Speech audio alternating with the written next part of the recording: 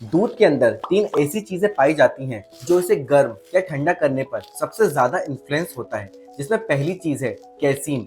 Casein दरअसल एक ऐसे तरीके का प्रोटीन होता है जो दूध के अंदर टोटल प्रोटीन का लगभग 80% होता है। अब क्योंकि ये टोटल प्रोटीन का 80% होता है, इससे ये पता चलता है कि दूध के अंदर इसकी मात्रा बहुत ज्यादा होती है।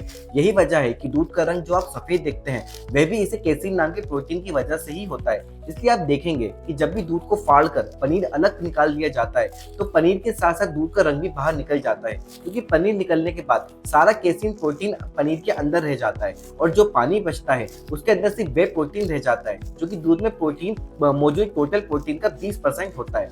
अब अगर कोई चीज दूध के अंदर इतनी ज्यादा मात्रा में मौजूद है तो वह हमारे शरीर के अंदर जाकर किस तरीके से ज्यादा अच्छे से इस्तेमाल होगी वह भी तो हमें पता होना चाहिए।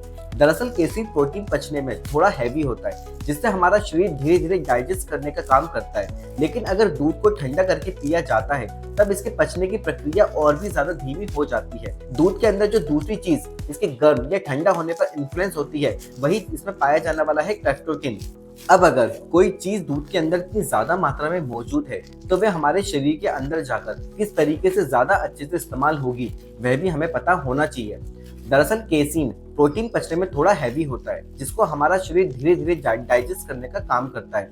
लेकिन अगर दूध को ठंडा करके पिया जाता है तब इसके पचने की प्रक्रिया और भी ज्यादा धीमी हो जाती है। दूध के अंदर जो दूसरी चीज इसके गर्म या ठंडा होने पर इन्फ्लुएंस होता है वही इसमें पाए जाने वाला होता है ट्रिप्टोफैन। दरअसल ट्रिप्टोफैन एक तरह का अमीनो एसिड होता है जो कि हमारे शरीर में जाने के बाद सेरोटीन में कन्वर्ट होता है और फिर सेरोटीन हमारे ब्रेन में मेलाटोनिन नाम का एक हार्मोन को इन्फ्लुएंस करता है जो कि हमें नींद दिलाने में रिस्पॉन्सिबल होता है। अब ये समझने वाली बात यह है कि दूध में मौजूद एक ट्रिप्टोफैन नाम का अमीनो एसिड तब ज्यादा बेहतर तरीके से काम करता है जब दूध को हल्का गर्म करके पिया जाता है। जो तीसरी चीज दूध के ठंडा या गर्म होने पर इन्फ्लुएंस होती है वही इसमें पाया जाने वाला है सैचुरेटेड फैट। आपने अक्सर देखा होगा कि जो तेल हमारे घर में होता है वह हमेशा ही पिघली हुई अवस्था में होता है, लेकिन घी ज्यादातर रूम टेम्परेचर पे ही जम जाता है। अब ऐसा होने के पीछे कारण ये है क्योंकि ज्यादातर तेल में अनसैचुरेटेड टाइप का फैट होता है जिसका फ्रीजिंग पॉइंट हाई होने की वजह से ये ठंडी के मौसम में भी पिघली हुई अवस्था में नजर आता है। लेकिन घी के अंदर सैचुरेटेड फैट होता है जिसका फ्रीजिंग पॉइंट कम होने की वजह से ये रूम टेम्परेचर पर ही जमने लगता है।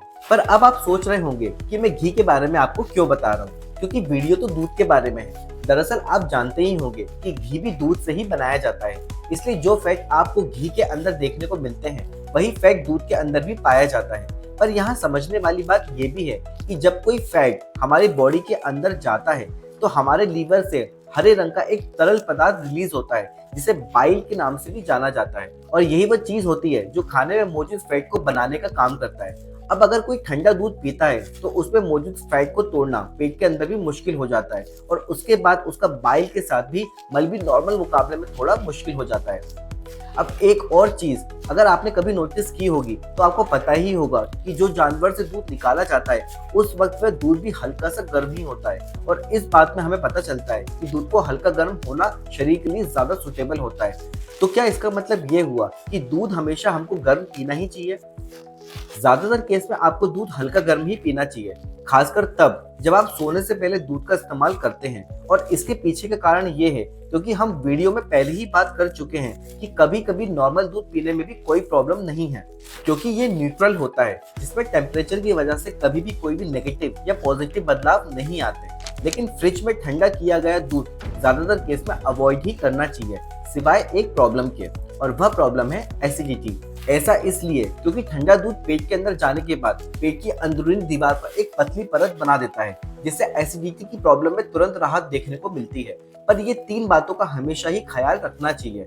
सबसे पहला तो ये है कि दूध नॉर्मल से थोड़ा ठंडा होना चाहिए, क्योंकि बहुत ज्यादा ठंडा दूध एलर्जी और साइनस को ट्रिगर करने के साथ डाइजेशन को भी स्लो कर देता है। दूसरी बात यह है कि दूध में बहुत ज्यादा मलाई नहीं होना चाहिए और दूध की क्वांटिटी आधा ग्लास के करीब ही रखना चाहिए। और तीसरी बात यह है कि एसिडिटी की प्रॉब्लम में जो ठंडा दूध पीने से राहत देखने को मिलती है वो बस टेम्परेरी ही होता है, इसका परमानेंट इलाज इसको नहीं समझना चाहिए।